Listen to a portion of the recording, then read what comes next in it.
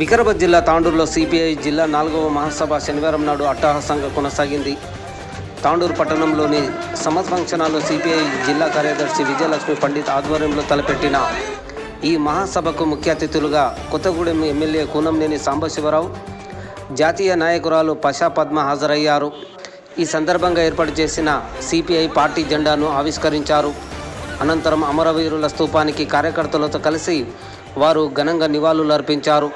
అనంతరం సభను ఉద్దేశిస్తూ ఎమ్మెల్యే సాంబశివరావు మాట్లాడుతూ, దేశంలో ఎన్నో పార్టీలు పుట్టుకొస్తున్నాయి, అంతరించిపోతున్నాయి, కానీ కమ్యూనిస్టుల పార్టీలు మాత్రం ప్రజల్లో నిలిచాయన్నారు.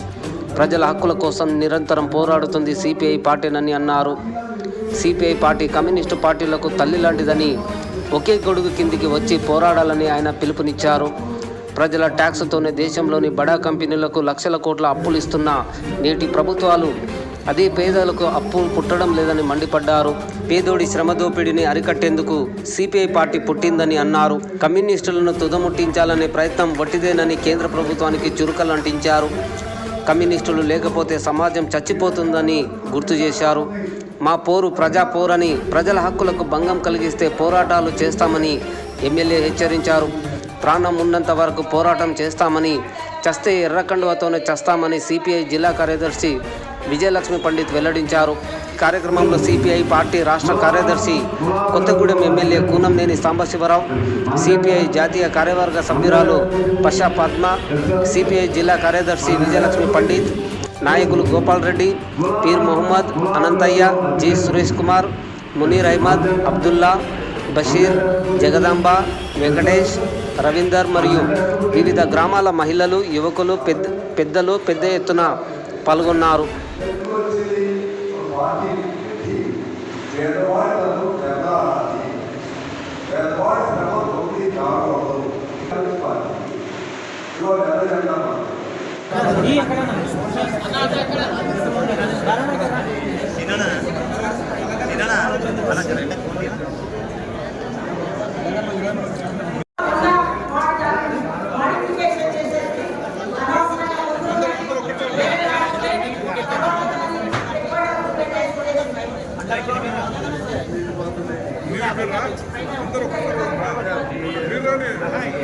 आता राउंड अप అటు ఇటు ఉందా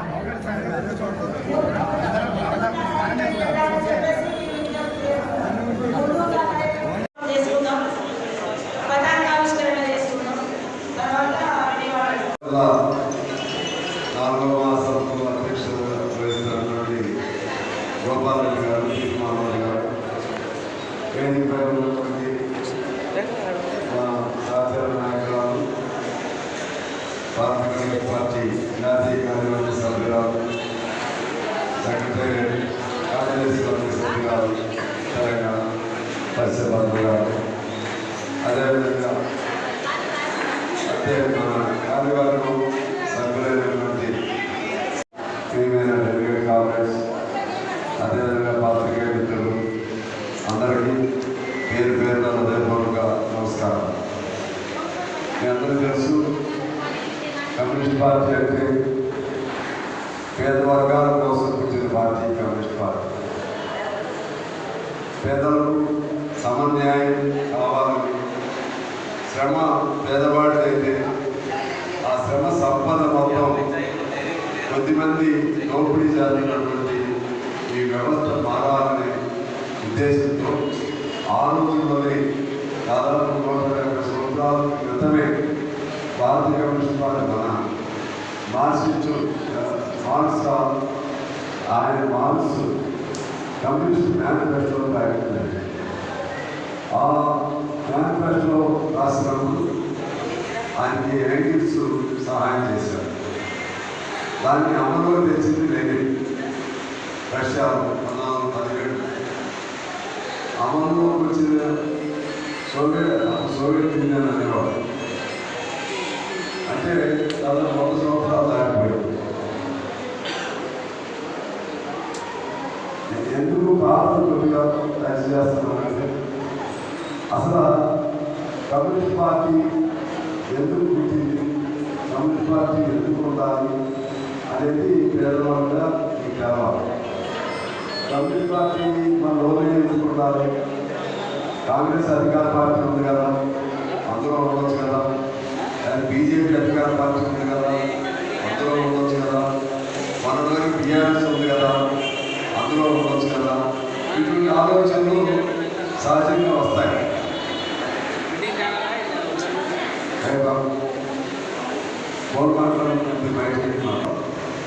అట్లా వచ్చినప్పుడు సహజంగా ఏమనిపిస్తుంది, ఏది అధికార పార్టీ అయితే అందులో ఉంటే బాగుంటుంది కదా, ఇల్లు వస్తుంది, లేకపోతే ఉద్యోగం వస్తుంది, లేకపోతే లోన్ వస్తుంది, ఇవన్నీ అనుకుంటారు. కానీ వాస్తవంగా మన దేశానికి స్వాతంత్రం వచ్చి నిన్నే 79లో స్వాతంత్ర దినోత్సవం జరుపుకున్నాం. నేను 10 ఏళ్ళ ఈ 79 ఏళ్ళ నుంచి కూడా ఇలాగే చెప్తా ఉంటాం. ఏ పార్టీ గవర్నమెంట్ అధికారంలోకి వచ్చినా ఏం చెప్తా ఉంటారు, మేము మా పార్టీలో ఉండి మీకు ఇల్లు ఇస్తాం, ఉద్యోగం ఇస్తాం, బడ్జెట్ ఇస్తాం, ఇస్తాం, డబ్బులు పెట్టుకుని ఇస్తాం. ఇంకోళ్ళు వస్తారు, వాళ్ళు వచ్చి వాడిచ్చేదే ఏడు ఇస్తాం, మీకు 3 ఏళ్ళ ఇస్తాం, లేకపోతే దానికి 10,000 ఇస్తాం, లేదా ఇంటింటికి ఉద్యోగం ఇస్తాం, డబ్బులు పెట్టుకుని ఇస్తాం. ఇంకోళ్ళు వస్తారు, మీకు మంగళసూత్రం ఇస్తాం, టెలివిజన్ సెట్ ఇస్తాం, లేకపోతే బంగారం కానుకలు ఇస్తాం అని ఇంకొకటి చెప్తాం. ఇవన్నీ చూస్తే మన కడుపు నిండిపోయి ఇదైతే బాగుంటుందని మనం కోరుకునేదా, ఇదైతే మంచిగా ఉంటుంది, వాడికంటే వీడు ఎక్కువ ఇస్తా ఉంటున్నాడు. వాడిచ్చినా వీడిచ్చినా ఎవడిచ్చినా ఎవరి సొమ్ము కాదు. ఆ సొమ్ము అంతా మన కష్టం, మన కష్టాలు. కానీ పోనీ మనకు వచ్చిన బంధువులు, మనకు వచ్చిన వస్తే ఇటు కూర్చోండి, మనం మాట్లాడగలం. ఈరోజు కూర్చోండి. నేను చెప్పేది ఎప్పుడో ఫస్ట్ టైం ఈ వికారాబాద్కి వచ్చాం, అది ఫస్ట్ టైం వచ్చాం తాను. అందువలన చెప్తా ఉంటారు మీరు ఆలోచనలో అంటే బాగా ఇస్తా ఉంటున్నారు కదా అని ఆలోచన కావాలి. మరి ఇస్తామన్న పార్టీలో ఎందుకు ఉండకూడదని ప్రశ్న కూడా రావాలి. సిపిఐలో ఉంటే మాకేమో వస్తుందని ప్రశ్న కూడా కావాలి. వచ్చినప్పుడు ఆ ప్రశ్నకు సమాధానం కలిగితే మీరు ఉంటారు. లేకపోతే రేపు ఇంకోటి వచ్చి తెలిసి ఇద్దరంటే మనకు పోతారు. ఇటు నుంచి అటు వాటి నుంచి ఇటు పోయేవాళ్ళు కమ్యూనిస్ట్ పార్టీ పని కాదు. ఇప్పుడు మనం వాళ్ళు చెప్పిందే తీసుకున్నాం. 79 ఏళ్లలో నిజంగా ఏ ప్రభుత్వమైనా వాళ్ళ చేతి చేసింది ఈ పార్టీకి పేదలకు ఉండేది కాదు. ఇప్పటికి సొంత ఇల్లు లేని వాళ్ళు కొన్ని కోట్ల మంది ఉన్నారు, పౌష్టికాహారం లేని వాళ్ళు కొన్ని కోట్ల మంది ఉన్నారు, తినడానికి 2 పూట్ల తిండి లేని వాళ్ళు కొన్ని కోట్ల మంది ఉన్నారు, పెద్దలు చదువులు రాని వాళ్ళు కొన్ని కోట్ల మంది ఉన్నారు. కోట్లాది మంది కూడా చావలేక బతకలేక చస్తూ బ్రతుకుతూ. నేను ఎందుకు చెప్తున్నానంటే ఆ సొమ్ములు ఎవరివి? అది మనమే. ఊహిస్తారు కొంతమందికి. ఇప్పుడు నిన్న సినిమా అగ్రహ నాగేశ్వరరావు అన్నపూర్ణలో కట్టడానికి 22 ఎకరాలు ఇచ్చారు భూమి. ఆ భూమి ఎవరు? మనమే. ఎవరు ఏ పరిశ్రమ పెట్టినా ఎవరో కొద్దిగా డబ్బు తీసుకుంటారేమో కానీ ఎక్కువ ప్రభుత్వం డబ్బులు మనదే, భూమి మనదే. అందులో పనిచేసేవాళ్ళు, పనిచేసేది మనదే. అంటే డబ్బు మనదే, శ్రమ మనదే, లాభాలు అనుకోవడం. ఈ దగ్గర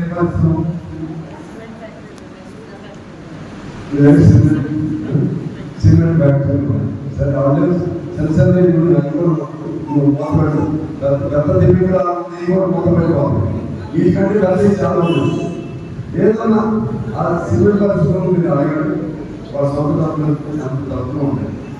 అసలు పెద్ద అక్కడికి వేల అంటే గవర్నమెంట్ ఇచ్చేస్తారు, ఒప్పిస్తున్నాం.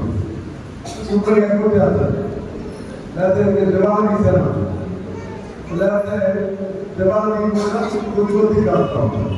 అది డబ్బు మనదే, శ్రమ మనదే. ఆ శ్రమ ఫలితం దీని కాదు. ఆ ఫలితం ఏమంటే ఆ పెద్దాడు. ఈ ప్రభుత్వాలు ఏం చేస్తాయి? ఆ పెద్దాడు అనుకూలంగా ఎవరికి కష్టం చేస్తున్నాం? కష్టం చేయవాడు వరకు నేను 9 నెలల ప్రభుత్వం నడవలేదు, కష్టం చేయలేదు. ఎప్పుడైనా ఎండలో అంతమంది వచ్చి నిలబడవాడు నాకు వేలం కొట్టుకుంటారే, ఒక 1,00,000 కోట్లు ఉన్నాయనుకున్నాను. అదా ముఖేష్ అంబానీ కోరుకున్నాడు. వ్యక్తిగతంగా శారీరకంగా నేను తప్పు పడతాను, నేను కోరుకుంటాను. కానీ అసలు నేను అడుగుతున్నాను, ఒక పేదవాడు సాగుతారు కానీ వాడికి 1,00,000 కోట్లు వచ్చినాయి. కష్టం చేసేది మాత్రం పరుగునంతా తిరిగి. ఇది ఎక్కడ అన్యాయం అనే ప్రశ్నే మార్క్స్ అనే ఆయన కథలో వచ్చింది. ఆ మార్క్స్ అనే ఆయన కథలో వచ్చిన ఆలోచనే కమ్యూనిస్ట్ పార్టీగా కోపం వచ్చింది. అప్పుడు కమ్యూనిస్ట్ పార్టీ అంటే అది ఎందుకు వచ్చింది? ఒక పార్టీని పెట్టి పేదవాడి తరపు దెబ్బలాడాలి, పేదవాడి శ్రమ దోపిడీ కాకూడదంటే మనకు ఒక పార్టీ ఉండాలి అని కమ్యూనిస్ట్ పార్టీని స్థాపించారు. ఆ స్థాపించిన కమ్యూనిస్ట్ పార్టీకి ఇవాళ ఎర్ర జెండా ఉంది. ఎర్ర జెండా అంటే రంగుల అద్దె జెండా కాదు. పసుపు తెలుగుదేశం పార్టీ ఉండేది. తెలుగుదేశం పార్టీ ఆ జెండా శుభం పసుపు అని ఎన్టీ రామారావు నమ్మకం. పసుపు అంటే శుభం కాబట్టి పసుపు జెండా అన్నారు. ఆ పసుపు జెండా పేర్ల వచ్చి పుట్టింది పసుపు రంగుతో అదితే ఆ జెండా పుట్టింది. ఇంకోడు కాషాయం మంచిది అని బీజేపీ వాడు. ఎందులో పుట్టింది? అది కాషాయం రంగుతో అయితే పుట్టింది. మూడు రంగులతో అదితే పుట్టింది. గులాబీ రంగులో అదితే పుట్టింది. మన జెండా పుట్టింది తెలుసా? మన జెండా ఎక్కడ పుట్టింది? మన జెండా రంగుతో అదితే పుట్టలేదు. అనేక మంది తమ ఈ సమాజం కోసం, పేదవాడి విముక్తి కోసం, కార్మికుల విముక్తి కోసం ప్రాణాలు బలిదానం చేశారే. ఆ బలిదానం చేసి ప్రాణాలు అర్పణ చేసి వాడు కురిసిన వాడి ఒంట్లో నుంచి ఈ భూమిపై ఒలికిన రక్తం ఉందే, ఆ రక్తంలో తెరిచిన ఆ బట్టలే మన ఎర్రజెండా అయ్యాయి. అది మన వాస్తవం. పోరాటంలో పుట్టింది, అనేక మంది మన పెద్దల త్యాగాలతో పుట్టింది. వాడు ఈ నేల తల్లికి పేద కార్మికుడికి అర్పించిన ప్రాణాలలోంచి పుట్టింది మన ఎర్రజెండా. అందువల్ల ఆ జెండా ఉండవు, అవి పోతాయి. అవి ఉన్నాయా? పసుపు కనబడుతుందా? గులాబీ కనబడుతుందా? ఉంటుంది, ఇంకొద్దిగా ఉంటుంది గులాబీ. ఇంకోసారి పడిపోయింది అనుకో ఇక ఉండదు, ఇంకోసారి ఉండదు. అదే కాషాయం ఉంది, అధికారం పైన ఉంది కాబట్టి కొద్దిగా పెరుగుతుంది. అది కూడా అది కాంగ్రెస్ చూసాం కదా మనం, కాంగ్రెస్ పార్టీని చూసాం, కాంగ్రెస్ జెండాను చూసాం. 10 ఏళ్ళు కాంగ్రెస్కి అలవాటు పోయారు. ఇటువాడు అటువాడు ఇటు అంతా వెనుకలు తిరిగిపోయి పోటీకి గొగ్గరాయిలో ఉంటుంది అక్కడ కొట్టుకున్నారు కాంగ్రెస్ వాళ్ళు. ఇప్పుడు టీఆర్ఎస్ వాళ్ళు కొట్టుకుంటున్నారు. పదలేక బతకలేవాడు. పదలేకపోతే ఏదో రోగం వచ్చి కాళ్ళు కొట్టుకుంటా చూసారా? హిస్టీరియా రోగం వచ్చిన వల్ల కొట్టుకుని సస్తారు వాళ్ళు. అవునా కాదు? అందుకే పసుపు జెండా పోయి, అందుకున్న జనతా జెండా పోయి, లోక్సత్తా జెండా పోయి, దళ జెండా పోయి, జనతా జెండా పోయి, ఆ పార్టీలా వెళ్ళిపోయే పేరులో మీకు తెలవదు. అవి ఒకటి దేశాన్ని పాలించాయి, మనం ఎప్పుడు దేశాన్ని పాలించాం. కానీ అప్పుడు పార్టీ ఉంది. 100 ఏళ్ళ చరిత్ర ఉంది. రేపు డిసెంబర్ 26 నాటికి 100 ఏళ్ళు పూర్తి చేసుకుంటున్నాం. భారతదేశంలో 100 ఏళ్ళు పూర్తి చేసుకున్నటువంటి ఏకైక పార్టీ ఎలా ఉందంటే అది కమ్యూనిస్ట్ పార్టీ మాత్రమే. ఏ అధికారం లేదు మనకి. ఏ అధికారంలో ఎట్లా బతుకున్నాం? ఏ అధికారంలో మన జెండా ఎలా ఉంది? అధికారం ఉన్న పార్టీలకి ఆ పార్టీకి విడిపోయాయి, ఆ జెండాలు విడిపోయాయి. ఇది మీకు ఆలోచన కూడా. నేను ప్రతి మాట ఇప్పుడు మీకు అర్థం కావాలి. చిన్నగా ఈ మాటలు అర్థం పెట్టి తెలుసుకోండి. చిరంజీవి పార్టీ పెట్టాడు. ఉందా పార్టీ? మనకంటే ఎక్కువ జనం వచ్చారు కదా చిరంజీవి పార్టీ వచ్చారు కదా. జనము లేదు చంపడం చెప్పులు ఎక్కడ లారీ చెప్పులు తొక్కిస్తున్నాడు లారీతో చెప్పులు తీసేయాలని చెప్పి ఉందా ఆ పార్టీ? రాజశేఖర రెడ్డి పార్టీ ఉందా? ఎక్కడ ఉంది? వెళ్ళిపోయాయి అంటే అధికారులు చచ్చిపోతాయి. దాన్ని గుర్తించిన వాడే దాన్ని చంపేస్తాడు. చంపి ఏది అధికారం బాగుంటే అందులో వెళ్ళిపోతాడు. ఎన్ని సమస్యలు వచ్చినా ఎన్ని అడ్డంకులు వచ్చినా ఈ ప్రాంతం లోపల వికారాబాద్ జిల్లా లోపల దేవరాజాలు ఉన్నప్పటి నుండి కూడా ఇది మొత్తం ఈ ప్రాంతం అనేది మన రైతంతా కూడా అంతగానము కమ్యూనిస్టు పార్టీ బేస్ లేని ప్రాంతం అయినప్పటికీ కూడా వికారాబాద్ లో ఉన్నటువంటి కూడా దేవరాజాలు కానీ ఇక్కడ దశరథ్ రెడ్డి గారు కానీ వీళ్ళంతా కూడా ఇక్కడ కమ్యూనిస్ట్ పార్టీని తీసుకొని వచ్చి ఇక్కడ ఏఐఎస్ఎఫ్ మూవ్మెంట్ కానీ తర్వాత పార్టీ మళ్ళీ మనం ఇక్కడ కౌన్సిలర్లుగా గెలిపించారంటే ఈ ప్రాంత ప్రజలను ఇక్కడ మన ఎంపీటీసీలను గెలిపించారు, ఇక్కడ సర్పంచ్లను గెలిపించారు, ఇక్కడ మన కౌన్సిలర్లను గెలిపించారు. దురదృష్టవశాత్తు ఇట్లనే ఉంటారు ఈ మానసిక. కాబట్టి అటువంటి వాళ్ళ శాతంగా నిజాయితీగా ఉండే వాళ్ళు లేకుండా లేకపోయే పరిస్థితికి వస్తాం. కానీ నిజంగా కమ్యూనిస్టు పార్టీలో నిజాయితీగా ఉండాలని చెప్పేసి ఈ రోజు మనం చూస్తున్నాం. తాండూరు లోపల ఇన్ని సిమెంట్ ఫ్యాక్టరీలు ఉన్నాయి.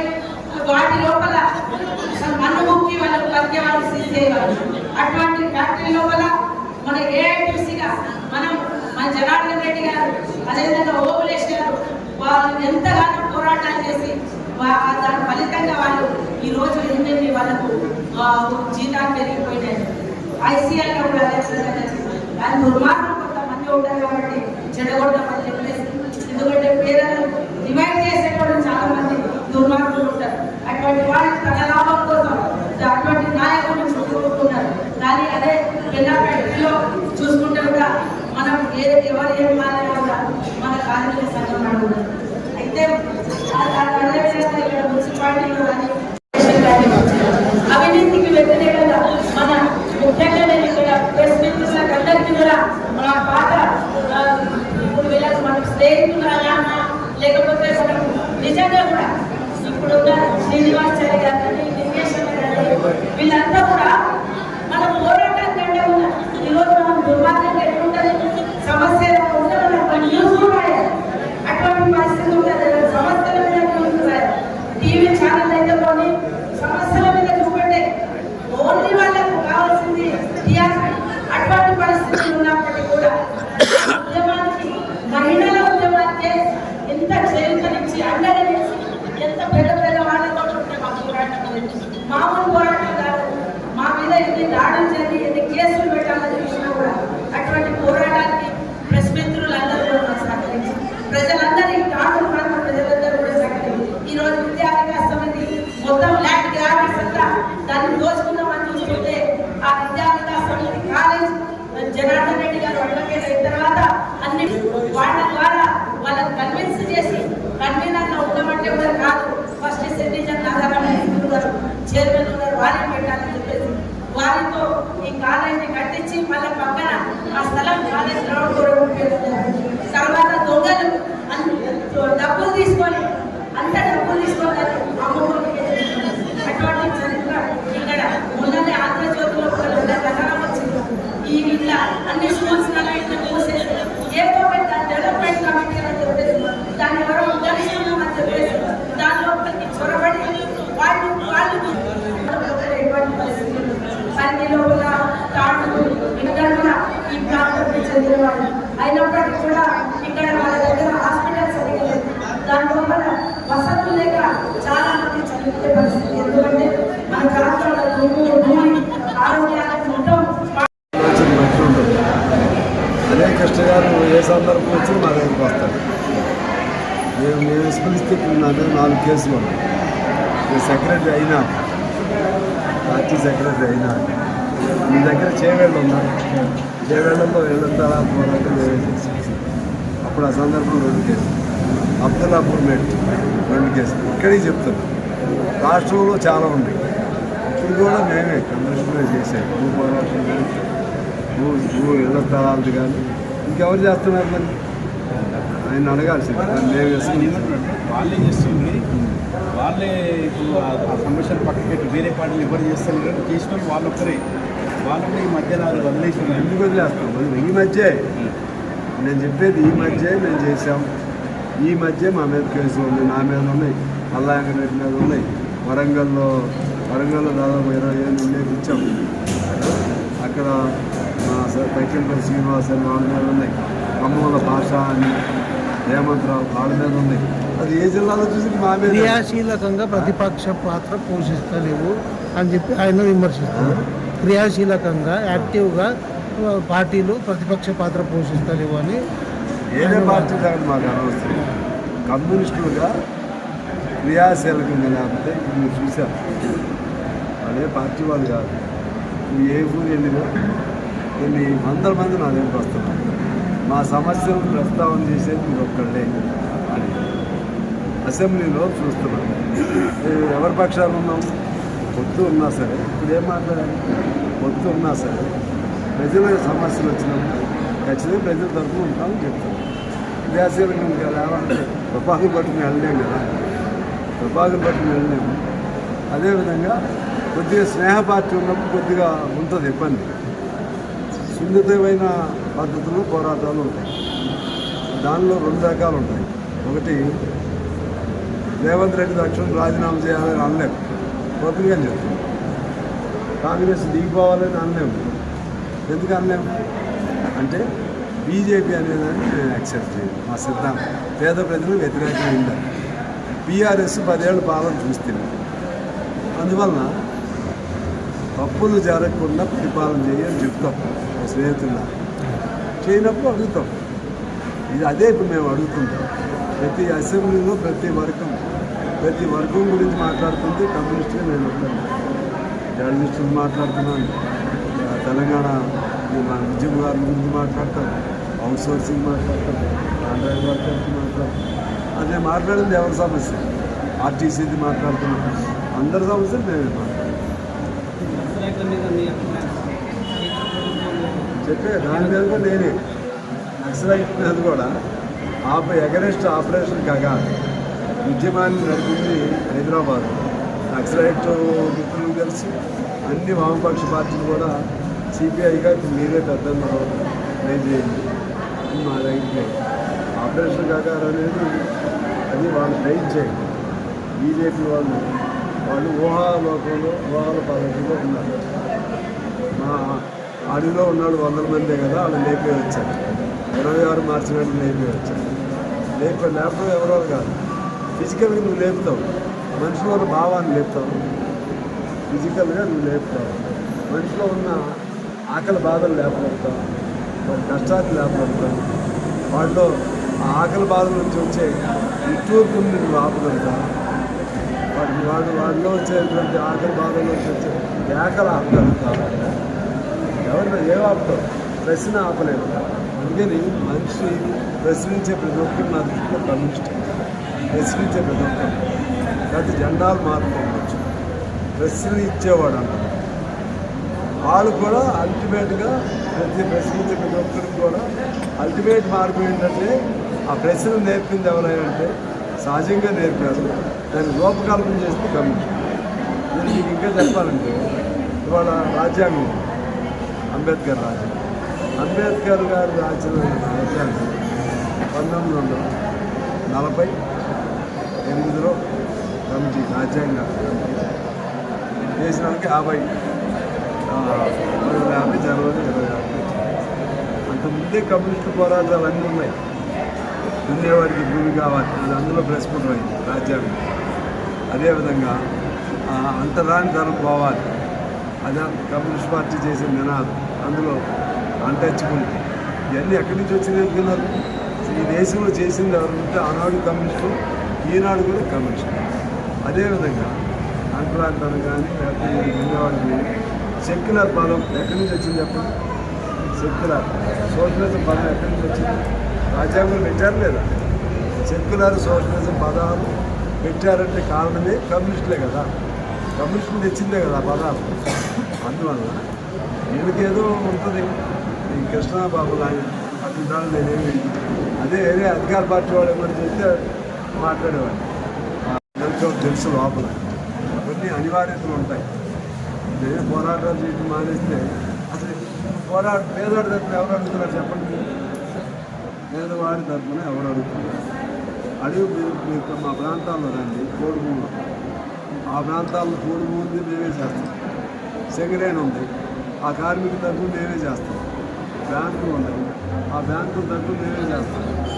ఆర్టీసీ ఉంది, ఆర్టీసీ తరఫున మేమే. అసలు మీరు చేయింది ఎక్కడ? అంగన్వాడీ ఉంది, మధ్యాహ్న భోజనం ఉంది, ఆశా వర్కర్, వాళ్ళందరూ తరఫున మేమే కదా. అన్నీ మేము ఆ యూనియన్లు. ఈ సమస్యల మీద మీరు పోరాటం చేస్తారు. కాంగ్రెస్ కాంగ్రెస్ అయితే 44 రిజర్వేషన్ గురించి పోరాటం చేస్తున్నారు కేంద్రంలో బీజేపీ బీసీల కోసం. మళ్ళీ ఇక్కడ స్టేట్కి వచ్చేసరికి వాళ్ళు ఏమన్నారు, ప్రతి సంవత్సరం బడ్జెట్లో 20,000 కోట్లు పెడతారు బీసీలకు.